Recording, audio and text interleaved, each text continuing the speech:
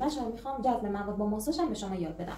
ما میتونیم جذب مواد رو با روش‌های مختلفی انجام بدیم. یکی از این روش‌ها گرما دادن به پوسته. یکی دیگه از این روش‌ها اینه که ما بیایم مثلا مواد رو روی هم بزنیم. مثلا اگر من بیام روی همین سرم، حالا ببخشید سرم آبرسانی که روی پوستشون هست، بیام یه ماسک هم بذارم، یکی از تکنیک‌های جذب مواد اتفاق میفته. پس گرما دادن، ماساژ دادن، اینکه مواد رو به صورت لایه‌ای روی هم ریختن، هر کدوم از تکنیک‌هایی هستش که ما میتونیم باهاش جذب مواد رو انجام بدیم. بچه‌ها به حرکت دست من توجه می‌کنید. زمانی که من روی خط فک حرکت کردم، دستم به حالت قیچی بود. خب بعدش بالای لب، بعدش انگشتامو بردم اینجا. یادم ممتحن فنی حرفه‌ای میگفتش که ماساژ بینی برید به یکی از بچه‌های ما. بعد این شکلی حرکت می‌کنیم. اوکی، بعد میایم اینجا، دستمون رو به این حالت حرکت میدیم. برای نواحی وسط صورتم دستمون رو به حالت کاسه‌ای می‌ذاریم. می‌بینید بچه‌ها همین کاری که کردم پوستش کاملا خشک شد، یعنی مواد جذب شد با ماساژ. حالا توی این مرحله بچه‌ها نگاه کن، اول من آبرسانی کردم، بعد میخوام از سرم‌های مغذی استفاده کنم. توی این مرحله از سرم‌های مغذی استفاده می‌کنم. سرم مغذی رو باز می‌کنم. این ویتامین سیه بچه‌ها، یه قطره یه قطره یه قطره یه قطره، کاملا همینقدر کفایت میکنه. این میشه سرم مغذی. من میتونم مثلا یه مدل دیگه از سرم مغذی هم استفاده بکنم برای پوستشون. یه قطره یه قطره یه قطره یه قطره.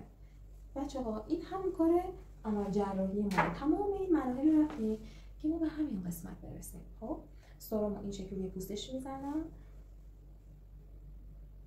خب میتونم توی این مرحله یه دونه شیت ماسک چیه؟ از این مدل ماسکایی که مثلا آبرسانن داخل مغازه میفروشن، یه مدل روی همین بذارم، درسته با همین دستای درمائف هم یا با دستای اسکومن بهش حرکت بدم، بعد ضد خودش رو بزنم و تمام بشه.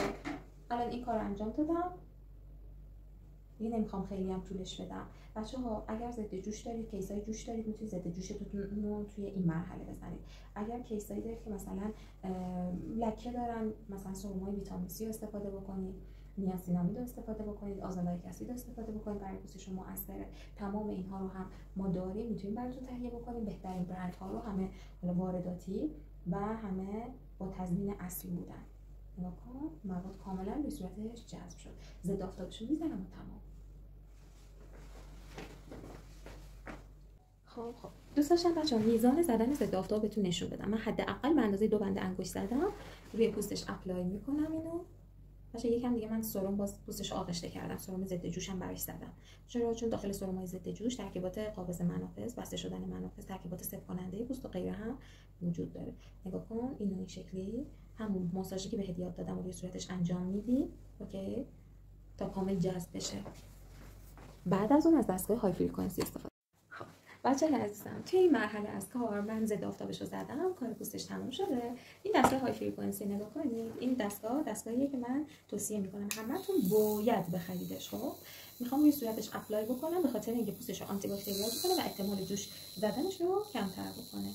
بچه‌ها انگشتامو میذارم روی صورتش میزنم. بعد که روی صورتش گذاشتم انگشتامو برداشتم و نگاه کنید به این حالت. چرا من گاز گذاشتم؟ دلیلش اینه که میخوام به حالت مستقیم با پوستش در ارتباط نباشه، هوای ما بین گاز و دستگاه به عبارتی تبدیل به اوسته بشه یا تبدیل به اوزون بشه. این اوزون باعث آنتی باکتریال شدن پوستش بشه. بچه‌ها وقتی این دستگاهو دارید دیگه کلاینت شما دوش بعد از فیشیال نمیزنه. پس حواستون باشه. یه کار ما هم تموم شد. این کار رو 5 دفعه 5 بار به حالت دوار روی صورتش انجام میدی. اوکی تموم شد. این شد از کار یک کربوکسی اصولی. قشنگ 1.500 با تمام مراحل میتونی بگیری. بفرما. خب بچه‌ها ویدیومون دیگه تموم شد. اگه دستگاه‌های چیزای خاصی نیاز داشتید، چه دستگاه چه متریال بهم بگید. نظر داشتین، سوال داشتین، پیشنهاد داشتین، انتقاد داشتین، باز به من بگید. خیلی خوشحال شدم. چند ساعت پای این ویدیو بودیم؟ فکر کنم 5 ساعتی شد. نه خیلی براتون زحمت کشیدم دیگه. تمام نکته‌ها رو سعی کردم بگم. خدافظ. خدافظی کن.